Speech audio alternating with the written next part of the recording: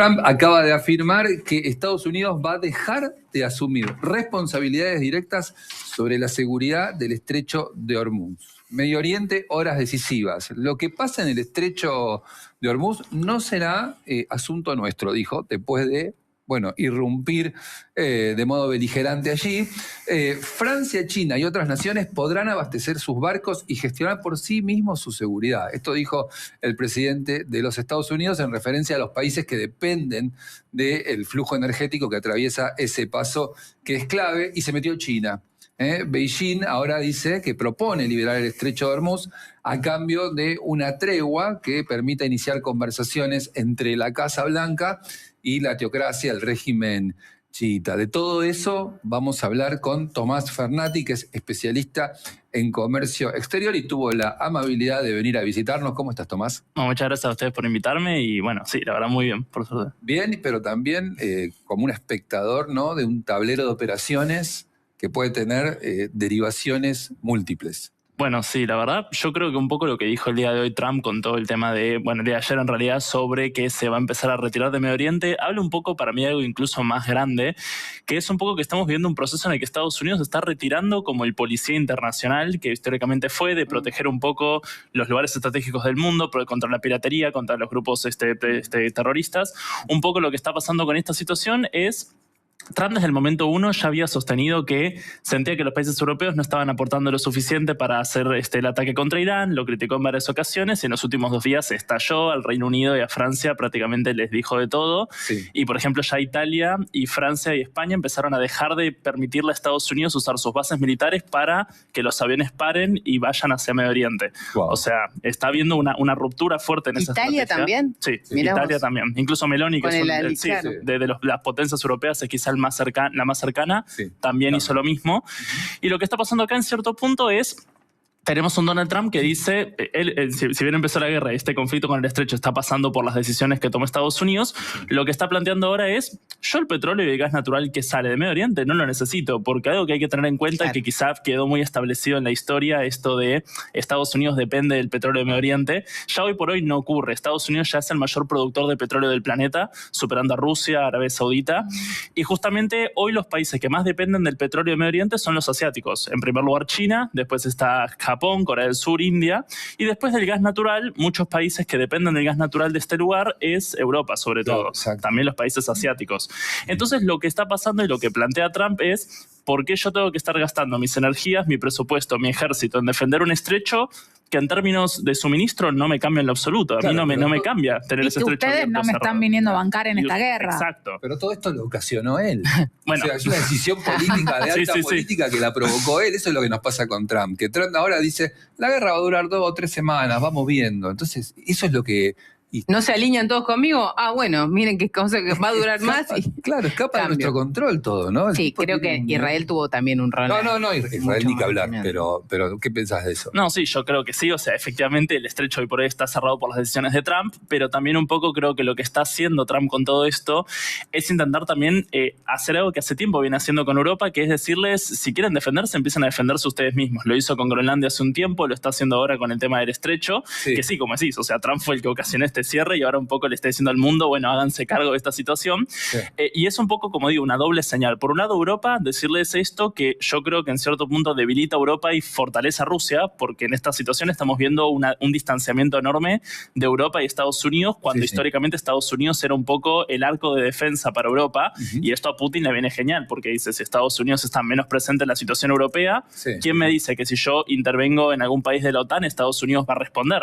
Porque él también lo que mencionó varias veces, que eso creo que es lo más preocupante para Europa, dijo algo de, si ustedes no me ayudaron en este conflicto contra Irán, entonces yo después no los voy a ayudar a ustedes. Sí. Y para mí apunta directamente al tema de Rusia. También sabemos que Trump habla mucho y después hace totalmente lo contrario. O sea que tomarse en serio las amenazas de Trump por ahí no tiene tanto sentido a veces. No, pero creo que justo en el caso de Rusia, para mí sí, por el tema de, primero, la cercanía que tiene con Putin. A diferencia de otros presidentes estadounidenses, Trump tiene bastante mejor relación con Putin que la que tenía Biden, que fue mucho más frontal contra Rusia y en apoyo a la Unión Europea. Sí, es cierto, igual que siempre menciono, yo creo que cada vez que Trump hace un anuncio de la guerra va a durar poco, la guerra dura 2 semanas y se termina, es una señal para los mercados. O sea, el objetivo es cuando el petróleo está muy alto, que ayer estaba en casi $119, lo que Trump dijo es, esta guerra en 2 semanas se termina, así que despreocúpense, y el precio cayó a 103.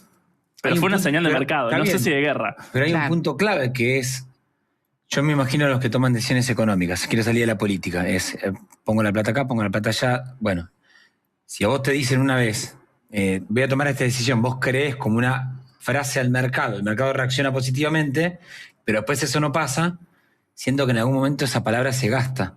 Sí, eso es cierto, pero creo que por lo menos el día de ayer no pasó porque, todavía como digo, el petróleo cayó más de $15 en cuestión de minutos. O sea, pasó de 118 a 105 en cuestión de horas. Y también el tema está un poco en que creo que lo que Trump intenta con todo eso es justamente confundir a lo que es el sistema especulador financiero. O sea, es decir, si quieren apostar con que el precio esté alto o esté barato, bueno, yo les voy a estar haciendo constantemente esta ida y vuelta para que no les sea rentable apostar, justamente generar esto, que ya no confíen en lo que pueda pasar y quizás los inversores no se arriesgan tanto a decir, bueno, el precio del petróleo va a estar carísimo. Yo creo que esta es una estrategia que, como decís, yo creo que en el largo plazo daña mucho la reputación de Estados Unidos, y creo que pasa con todo también. Creo que la estrategia de Trump de los últimos años de posicionarse contra Irán, de posicionarse contra Europa, haber dicho que Canadá iba a ser el Estado 51, o sea, todo esto, en cierto punto, si bien en el corto plazo a Trump lo fortalece porque es el único país con una capacidad militar global, que eso también es un poco la indirecta que le tira a China en el estrecho Hormuz. Claro. Esto de decir, bueno, vos querés ser una potencia global, hacete cargo vos del estrecho Hormuz, y el problema con China es que China no tiene bases militares en Medio Oriente, no tiene el despliegue internacional que tiene Estados Unidos. Sí. Entonces también la señal es, bueno, si China quiere ser la nueva potencia global, que se haga cargo de proteger el mundo, sobre todo del estrecho del cual su petróleo depende. ¿Y China está desesperada por la cuestión del petróleo? ¿Es así de que le pega verdaderamente mal esto? Y la verdad es que bastante, si bien no es el país hoy por hoy más afectado con el tema del petróleo, hoy por hoy países como Myanmar o Bangladesh ya están racionando el petróleo, o por ejemplo Pakistán o Filipinas están aprobando jornadas laborales de 4 días para evitar que el 5.º día la gente se mueva y utilice petróleo. O sea, todo eso está pasando. Ajá. China en cierto punto tiene bastantes reservas de petróleo propias y tiene más diversidad energética, tiene, no sé, energía eólica, energía solar, tiene también carbón, que si siempre China cuando tiene problemas de suministro va de nuevo al carbón. Claro. Entonces China tiene un poco otras estrategias que puede utilizar energéticas, pero sí, si el estrecho Hormuz sigue cerrado y el precio sigue aumentando, China, como digo, es el país que más importa petróleo, no solo de Irán, sino de Arabia Saudita, de Emiratos Árabes Unidos. El principal socio comercial de todos estos países es China. Tomás, ¿qué probabilidad le atribuís a un desembarco terrestre? O una guerra que se transforme de drones y bombas en una guerra en territorio. Bueno, esa es un poco la gran discusión, que es hoy supuestamente Trump va a hablar y no se sabe si va a decir algo al respecto. Se dice que la CIA ya tiene un poco una estrategia y todo un plan de cómo sería un desembarco, sobre todo en la isla de Karg, que para poner en contexto a la audiencia, la isla de Karg es una pequeña isla de 22 kilómetros cuadrados, es más chiquitito que el área metropolitana de Buenos Aires, pero lo que tiene es que, como es el único lugar con suficiente profundidad a nivel marítimo, puede hacer que los buques petroleros puedan atracar en ese lugar. Y el problema con Irán es que toda su costa es una costa muy poco profunda, entonces los buques petroleros no pueden atracar en Irán. Mirá. Lo que hace que todo el gas natural y el petróleo de Irán tengan que pasar por esa isla. ¿Lo subestimaron a Irán? Yo creo que sí, yo creo que lo que esperaban era que con el ataque, la eliminación del líder supremo, creo que sobre todo con con el impulso que tuvo con Venezuela de, bueno, sacamos a Maduro en un día, reformamos la situación en Venezuela, quizá creyeron que... Y te agrego la situación que se estaba viviendo en las calles de Irán, ¿no? El apoyo popular que esperaban en Irán. Sí, para mí esa fue la clave. Yo creo que, viendo que en los últimos meses hubo fuertes protestas en Irán contra el régimen, tanto por temas de derechos humanos, las protestas de las mujeres, como también económicamente. Irán está enfrentando una sequía muy fuerte, está enfrentando una situación en la que el precio del dólar se dispara, en la cual no hay un techo sobre cuánto vale, en la cual faltan insumos importados, o sea, todo eso estaba pasando en Irán, y en enero se salieron las protestas, y yo creo que lo que Israel y Estados Unidos dijeron en este contexto fue, ok, Irán está más debilitado que nunca, si hacemos esta incursión, eliminamos a los líderes principales del país, o va a surgir una revolución del pueblo para derrocar al régimen, o que el propio régimen surja una Delcy Rodríguez que se acobarde y digan, ok, vamos a negociar porque no vamos a resistir. Y yo creo que lo que quizá Israel y Estados Unidos no tuvieron en cuenta es que Irán hace 40 años que se prepara, viviendo sanciones, viviendo un montón de situaciones, y el régimen iraní tiene valores culturales, políticos y religiosos para aguantar lo que tenga que aguantar con tal de que el régimen se sostenga. Y está preparado para una guerra santa. 92 millones de habitantes. Sí. O sea, no es que todos son detractores, opositores al régimen. No, sí. Claramente, hay ahí un tema. ¿Cuántos habitantes dijiste? 92 millones de habitantes. Claro. Es un país con 92 millones de personas. Bueno, no puedes ir a invadir un país. Mirá lo que le pasó a Putin en Ucrania. No es tan fácil entrar, invadir y... No, te quería sumar un elemento más. Está buenísimo el TEC. Que nos estás armando. Hay un elemento más que yo lo leí el fin de semana y aprendí un poco, que es el estrecho de Bab el-Mandeb, que es mirá que lo que te digo, ¿no? Si mirás un mapa, ves Hormuz, ves los Emiratos, ves Arabia Saudita, y del otro lado el estrecho de Bab el-Mandeb. Y enfrente, Yemen. Yemen, los hutíes, socios de Irán. ¿Qué pasó el fin de semana? Los hutíes tiraron misiles a Israel, se metieron en la guerra y amenazaron con cerrar ese estrecho. Es delirante, porque lo que comprendí es que si se cierran los dos estrechos, y esto es posible, no estoy diciendo nada delirante, ahora me lo explicas vos, forzaría a los barcos a dar una vuelta por el Cabo de Buena Esperanza. O sea, dar la vuelta por el sur de África, costos de logística imposibles de contener. ¿Esto es así? Bueno, está sumando más fichas al TEC y sí. Vamos todavía. La verdad es que sí, lo que tiene el estrecho de Bab el-Mandeb o Bab el-Mandab, se puede decir de las dos formas. Sí. Hasta que uno lo fija. Sí. Para decinos vos cómo se dice, que seguro que sabés mejor. Se puede de las dos, Bab el-Mandab o Bab el-Mandeb. Las dos se pueden decir. Sí. Sí, como decís, es un estrecho natural que está entre Yemen y Djibouti, y quizá, como decís, Yemen lo que tiene es que desde el año 2014 está en una guerra civil entre lo que es el gobierno de Yemen, impulsado por Arabia Saudita, o sea, el gobierno oficial y por todos los países árabes, y el grupo Houthi, que es este grupo extremista que es un poco como el Hezbollah en el Líbano, como Hamas en Palestina. El grupo Houthi es el Hezbollah o el Hamas de Yemen. Es un grupo extremista financiado por Irán porque es chiita, y lo que hace justamente es responder a los intereses iraníes en esa región. Hoy por hoy controlan el oeste del país, que es la parte que está al lado del estrecho, y controlan la capital, como si te dijera que un grupo extremista en Argentina controle Buenos Aires. Exacto. Entonces, lo que está pasando en Yemen es que este grupo, como está de acuerdo con Irán y apoya a Irán, lo que le dijo a Estados Unidos es que si llegan a poner tropas en el territorio iraní, los hutíes van a hacer todo lo posible para bloquear ese estrecho. ¿Y por qué ese estrecho es tan clave? Es porque es la entrada a lo que es el canal de Suez. En Egipto. Exacto, ahí ya entras en el Mediterráneo, ya te vas al Mediterráneo. Exacto. Ese paso que se construyó, ese fue artificial, el canal de Suez, el de Bab es natural, pero el canal de Suez permitió algo que durante siglos fue un problema, que era transportar vía marítima los productos de Europa a Asia. Exacto. Hoy por hoy todo el comercio europeo y asiático pasa por ese lugar. Todo, no solo petróleo, gas, juguetes, autos, todo. El error de cálculo de la magnitud que está tomando esto, sin contar lo que nos repercute a nosotros, estas decisiones de recesión en la economía mundial, de freno en los negocios. Vos sos especialista en comercio exterior, me imagino que todo aquel que estaba pensando en hacer movimientos importantes de capital dice, esperemos hasta que aclare, suba el petróleo, suba el costo de vida. No, sí. Si se puede, si llegamos a poder poner un mapita, porque esto es muy interesante. Sí, hay un mapita genial. Lo acabo de contar, donde se dan los Emiratos. Es fácil de encontrar, pero si lo encuentran tampoco nos volvamos locos. Lo ponemos en la que se vea Hormuz y que se vea el otro estrecho. Eso te muestra cómo quedaría tabicada las dos vías. Y sería una locura, un problema muy grande económico para Europa, de abastecimiento para Europa, y un problema económico de logística para el comercio exterior. Entiendo por qué.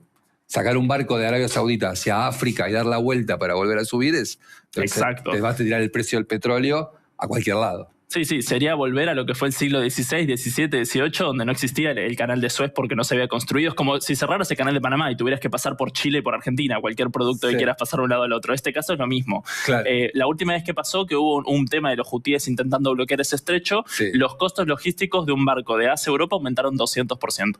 Para que te des una idea de números. Porque estamos con el foco de Hormuz, que está bien, porque es donde hay que poner el foco, porque la escalada beligerante está ahí. pero está este otro estrecho, que es verdaderamente un punto del que no se está hablando todavía. Yo lo detecté porque en los medios europeos está el tema, ¿no? Porque hay una situación ahí. Y ahora, para Sudamérica como este nodo productivo, ¿no? Que nosotros todo el tiempo hablamos de las posibilidades de Argentina, de que Argentina se ofrezca como una plaza, bueno, exportadora, vendedora de su producto. ¿Eso es así? ¿Es positivo? ¿Puede ser bueno? Más allá de que va a haber aumentos de precios y toda esta cuestión. No, sí. Primero, un datito más del tema del estrecho de Bab, que para que den una idea, en Djibouti, que es el país que está al frente de Yemen, tenés bases militares de Japón, de Italia, de Francia, de Estados Unidos, o sea, en un país que es diminuto, y la única base militar china en todo el planeta Tierra está en ese lugar. Para que den una idea de lo importante que es. Gracias. Sí, sí. Gracias por poner, viste que armás el texto y pones la fichita. O sea, la única fichita china en el mundo está ahí, militar. De China. Para que des una idea de lo importante que es a nivel geopolítico. Claro. Y volviendo a la pregunta de la Argentina que me comentabas, yo creo que esta puede ser una buena oportunidad para Argentina. Si bien tenemos el problema de que estabas mencionando recién, la baja de la inflación, cómo combatirlo con la pobreza, cómo lograr una baja de la inflación sin que haya más recesión, si bien yo creo que el aumento del combustible va a generar mayor presión a aumento de precios, a quizá un encarecimiento de la logística, sobre todo que en Argentina dependemos mucho del petróleo para mover todo, creo que a nivel largo plazo, lo que pasó en esta última guerra, que fue distinta a todas las otras guerras de la historia de Medio Oriente, es que por primera vez se metieron con las monarquías árabes. Eso nunca había pasado. O sea, Qatar, Emiratos Árabes Unidos, Kuwait, podían tener sus situaciones, estaban cerca de Irán, de Irak, de Siria, o sea, de todos países en conflicto, pero esta región era como una burbuja. Era, ok, si vos pones plata acá, si vos invertís acá, si vos comerciás acá, no vas a tener ningún problema para moverte. Y lo que pasó ahora fue un poco esa estrategia que se había establecido, se quebró. Entonces ya no tenés la seguridad de decir, ok, estos países puedo confiar en ellos siempre para que me puedan abastecer de petróleo y gas natural. Eso ya no va a pasar. Entonces Argentina, en este contexto, se posiciona en dos razones. Por un lado, porque está lejos de conflictos. En América del Sur no tenemos conflictos globales. Y por otro lado, porque tenemos acceso directo al Océano Atlántico. No tenemos que pasar por ningún estrecho, no tenemos que pasar por ningún canal. Ir a Europa es directo y a Asia lo mismo. Entonces yo creo que lo que va a empezar a pasar... La posición geográfica es importante también, claro. Exacto. O sea, yo creo que la ventaja de Argentina es... Ahora, en este contexto, Europa y Asia van a querer diversificar su suministro de gas natural o de petróleo. Ya está pasando. India nos acaba de comprar gas natural y ya cerramos acuerdos con Alemania y con Italia para venderle gas natural a Europa. Mirá, atrás tuyo, ahí está. Mirá. Tomás, está Moncho con... A ver, Tomás. Voy para ahí. Vení vos que sos el que sabe. Pará, él te vamos a decir dónde te tenés que parar. Ahí. Aquí, y no toquemos nada. Y ahí se va a entender. El mapa se ve perfecto. de los estrechos. Todo tuyo, Tomás. Bueno, ¿cuál es el de Hormuz? Claro. Arrancamos a empezar. Ok. Estrecho de Hormuz, acá al lado de Dubái. Este estrecho es por donde pasa el 20% del petróleo del mundo. Acá tenemos, como digo, Bahrein, Qatar, Kuwait. Para que se den una idea, por ejemplo, acá está el yacimiento de gas natural más grande del planeta Tierra. El 17% del gas natural del mundo está en este lugar. Y después... Adentro, claro. Y después el 20% del petróleo del planeta sale por acá. Entonces, este es el estrecho que ya está bloqueado, el que Irán bloqueó desde el día 1 prácticamente de la guerra y que está generando que el precio del petróleo pasara de $68 a hoy 103, 105. Ese es el primero. Ahora, nosotros estamos yendo y hablando de este estrecho, que es el estrecho de Bab. Como pueden ver, Djibouti y Yemen son los dos países que están acá enfrentados. Y ese pequeñito estrecho es por donde pasa el 30% de los contenedores del mundo. ¿Te parece una idea? Ese estrecho tiene una longitud de 20 kilómetros. Sí, y después está el canal de Suez, que este es artificial, que pasa por acá, que ese sí fue el que se tuvo que construir. Que no sé si se acuerdan que hace unos años había pasado que un barco se trabó en ese estrecho. En el canal de Suez, y generó un desastre. Bueno, trabar el estrecho de Bab sería exactamente lo mismo que trabar ese barco cuando se trabó en el canal de Suez. Y como decimos... Ahí sale, repetilo, el 30% de los contenedores del mundo pasa por ahí. El 30% de los contenedores del mundo, porque como digo, todo el comercio europeo y asiático pasa por acá. O sea, todo el petróleo que viene de Medio Oriente, todos los productos de lujo que salen de Europa, todos los autos que vienen de China, todos los electrónicos de Japón y Corea, todo lo que va de Europa a Asia pasa por acá. Es terrible. Entonces es importantísimo. Y como mencionamos, Yemen hoy por hoy, desde el año 2014, está en una guerra civil donde esta zona está controlada por los hutíes, acá Sanaa, que es la capital, y como pueden ver está al lado. O sea, la parte que controlan los hutíes está al lado del estrecho de Bab, y esta zona de acá es la zona que apoya Arabia Saudita, que es el gobierno original de Yemen. Entonces, Y acá está Djibouti, que le decía este pequeño país, que como pueden ver es chiquitito, quizás nunca escucharon hablar de ese país, pero como digo, acá hay una base militar de China, de Italia, de Japón, de Francia y de Estados Unidos. Entonces, el lugar es muy estratégico y como mencionás, si se llega a cerrar, ya estaríamos hablando de una crisis ya no solo del petróleo, cualquier producto, no sé, sí, es que todo. te digo, Tomás, que me pareció el tema que a nosotros no nos llevó, me pareció que era el tema del fin de semana, ese estrecho, estábamos todos hablando de Hormuz. Sí. Y de eso no estábamos hablando. O sea, bueno, pero Europa en crisis por esto. Claro, porque está saliendo la producción de Europa de ahí. Claro, no sabes lo que era. Está pasando la producción de Europa por ahí. Ya no es una cuestión de petróleo y de energía. Todo. Es también lo que vos le vendés al mundo y lo que le compras al mundo. Todo. ¿Qué capacidad tiene Yemen de bloquear eso y cómo? Bueno, ahí la gran diferencia es que justamente el grupo Houthi, a diferencia de Yemen, es un grupo más pequeño. No piratas. Es más o menos, sí. Piratas tenés a los somalíes. O sea, encima otro más, sí. O sea, los piratas son más los somalíes, los hutíes son, como digo, una especie de Hezbollah que está bastante estructurado, gobiernan ciertas zonas del país, pero quizá no tienen un control tan fuerte del estrecho como podría tenerlo el estrecho de Hormuz. Claro. Aún así, con que los hutíes digan lanza un misil y cae en un barco de ese lugar, ya es suficiente para que las aseguradoras de los barcos digan: vos si querés andar, yo no pienso asegurarte ese barco, y si las aseguradoras no aseguran los barcos, nadie se quiere arriesgar a pasar por un lugar que no tenga cobertura. Claro. Entonces, el tema está ahí. Si bien el poder de fuego de los hutíes no es tan fuerte como el de Irán, el problema está en las expectativas que generan en el mercado. Si vos atacás, aunque sea un barco, o lanzás un misil por esa zona, ya es suficiente para que las aseguradoras no quieran asegurarte el barco. ¿Cuántos barcos fueron atacados desde que empezó todo esto? ¿Tenemos el dato? Y bastante. Justo, no tengo el dato exacto, pero, por ejemplo, hace un día, se atacó uno de Qatar recién, o hace unas horas, que atacaron uno de Qatar y que dijeron que no hubo heridos, pero atacaron uno. Habían atacado uno de Tailandia, habían atacado uno de Italia. Ya algunos países parece que están haciendo acuerdos con Irán, porque ahora Irán aprobó una ley para cobrar un arancel por el estrecho de Hormuz. O sea, si querés pasar, tenés dos opciones. O pasás y no me pagas el arancel y quizá te cae un misil, o me pagas y pasás tranquilamente. Qué maravilloso. $2 millones. Pero ¿2 millones de dólares por barco? Sí. O sea, sería más o menos 7 veces más que el canal de Panamá, cuando es un estrecho que no tiene ningún tipo de infraestructura. Pero son 2 palos verdes que no podés poner en la factura, además. Sí. No, lo pones en el precio del barril. No, lo vas a poner en el precio del producto, está bien. obvio. Sí, bueno, pero ellos no te dan un recibo de lo que... No creo que te den un recibo. No sé cómo será. No, chicos. Junta aire. ¿Cuál es el recibo? No importa, pero junta aire. El gobierno cobra el paso por el estrecho, obvio. Sí, hay que ver cómo lo cobra. Porque el tema con el canal de Panamá, por ejemplo, es que es un lugar con infraestructura, todo. Hay que ver, recién lo aprobaron la ley, hay que ver ahora cómo se aplicaría, ¿no? Sí, lo que pasa, ¿sabés qué pasa? Que con ese dato que traes y pones sobre la mesa, que lo que quiere decir es que es una prueba más de cómo está organizado Irán para que esto dure el tiempo que quiera.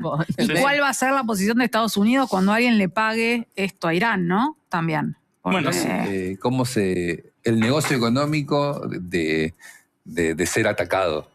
Bueno, ¿no? El beneficio económico por haber sido atacado. ¿No? Que es es más el refugio, ¿no? Pero es más el refugio de donde... No, ya sé, pero seguramente es una ecuación más del plan económico de la guerra, ¿entendés? Si un país tiene un plan económico, una guerra también es un proyecto económico, un proyecto de costos, de beneficios, y ser atacado también abre beneficios, te destruye, pero también abre beneficios. No, hay un juego de ecuaciones ahí, ¿no? Lo que tiene Irán ahí un poco, creo yo, es que dijo, yo sé, y eso lo que sabe Irán en una guerra abierta contra Estados Unidos e Israel no tiene chance de ganar. Por algo eliminaron al Ayatollah, eliminaron al líder de la Guardia Revolucionaria, eliminaron a... en los últimos días Estados Unidos e Israel eliminaron al equivalente a Trump y su familia, a la CIA y al FBI, a los jefes. O sea, como si hubieran eso de Irán eliminaron. Entonces, estamos hablando de que a nivel cabezas del ejército y de las fuerzas de operación de Irán destruyeron todo. El tema está en Irán de decir, desde el momento uno sabían que no iban a ganar la guerra, pero iban a hacer todas las estrategias alternativas que podían hacer para hacer presión a que la guerra terminara. Que aumente el precio del petróleo, poner a las monarquías árabes en riesgo para que presionen a Estados Unidos para que termine el conflicto, bloquear el estrecho de Bab para generar problemas en Europa y en Asia. O sea, está utilizando todas las estrategias para resistir, porque el objetivo de Irán no es ganar esta guerra, sabe que no puede ganarle Israel y Estados Unidos, el objetivo es resistir, y si Estados Unidos e Israel no meten más presión para atacar a Irán y destruirlo, mientras Irán pueda conservar el régimen, para Irán es una victoria. O sea que la única salida para Estados Unidos e Israel en este escenario desembarcar. Bueno, un poco, ahí está la gran diferencia. Si es por Israel, sí. O sea, Israel estaría dispuesto a todo y a que la guerra dure años y tiene que durar con tal de eliminar el régimen, porque hay que tener en cuenta que Irán, o sea, considera que Israel no debe existir como Estado y lo quiere eliminar. O sea, lo ha dicho en varias ocasiones. Entonces, para Israel, el fin del régimen sería prácticamente la posibilidad de tener una estabilidad permanente en Medio Oriente. No solo porque caería Irán, sino porque sin el financiamiento cae Hezbollah, cae Hamas, caen los hutíes, que son los grupos que también atacan a Israel. Entonces, para Israel, que caiga el régimen de Irán, si tiene que colapsar todo el mundo, que colapse. O sea, Israel está dispuesto a todo. El tema con Estados Unidos es, bueno, para Estados Unidos el colapso del régimen sería bueno, pero no es algo de vital, no es vital para su existencia, como para Israel. Entonces, en el caso de Estados Unidos, está constantemente, como pasó la guerra pasada, que vieron la guerra de los 12 días, originalmente en esa guerra Israel tenía planes para matar al ayatolá. O sea, no pasó en ese momento porque Estados Unidos dijo que no, pero Israel ya tenía los planes para eliminar al ayatolá, para hacer... Entonces, por eso, hoy por hoy la balanza está en Israel, Estados Unidos, de Israel ir a por todo y Estados Unidos un poco es el que marca la cancha. Ok, bueno, hasta este punto te dejo, seguimos por acá, pero en cuanto Estados Unidos diga, bueno, hasta acá llegamos, yo creo que Israel va a retractarse porque ya un Israel e Irán solos, ya ahí quizá Israel estaría en mayor desventaja. Entonces yo creo que mientras Israel tenga este gap para poder seguir atacando a Irán, lo va a seguir haciendo. Hay un dato más, ya que estamos mencionando Israel, también yo recogía de conversaciones, no son fuentes ni nada, que hay mucho cansancio dentro de Israel también con esto. Hay mucho cansancio social, que la gente está cansada de correr a los refugios 25 veces por noche, que los misiles han impactado, que la cúpula de hierro fue más vulnerable esta vez.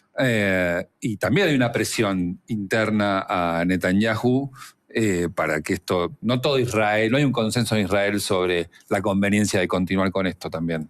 Sí, sobre eso, primero hay que tener en cuenta que tanto Israel y Estados Unidos este año tienen elecciones. Claro. O sea, Israel para el Parlamento, en Estados Unidos para el Congreso. Sí. Entonces tenemos de por sí esa presión que sobre todo le pesa más a Trump, porque justamente Trump lo que dice es, en este contexto y con el galón de petróleo que ya está por encima de los $4, en general cuando el galón de petróleo supera los $4, el presidente pierde las elecciones. Y hoy ya está por encima de 4. Claro. Así que ya tenemos algo fuerte ahí. Claro. Sí. Y después el otro caso está en el tema de Israel, que yo ahí te diría que si bien puede haber críticas y todo, yo creo que en la sociedad israelí por lo menos debe haber un consenso bastante grande de esta guerra vale la pena si cae el régimen de Irán. ¿Por qué? Por lo que digo, porque la razón por la cual los israelíes hace décadas tienen que ir a los refugios, tienen que hacer todo, es porque los ataca Hamas, los ataca Hezbollah, los ataca Irán, los ataca los hutíes, y todos estos grupos están orquestados por Irán. Entonces sería, si no lograste el objetivo, ¿para qué todo esto? Bueno, ese sería el tema. Yo creo que si Israel quiere ir a por todo, la sociedad va a estar cansada porque le afecta a la economía, le afecta a su día a día, pero creen para mí que es una guerra que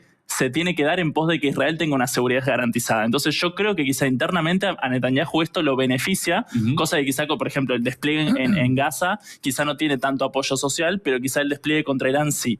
Yo creo que ahí quizá tenés un mayor consenso. Claramente igual hay gente que está en contra, que critica las decisiones de Netanyahu, y lo veremos en estas elecciones, pero personalmente yo creo que probablemente esto un poco lo potencia porque Irán es un enemigo de todo Israel. Más allá del partido político que tengas, es un enemigo para todos. Entonces, una caída del régimen sería una noticia bastante buena para toda la población israelí, independientemente del partido que votes. Muy interesante, Tomás, escucharte. Muchas gracias. Muchas gracias por venir. Gracias a ustedes por invitarme, la verdad.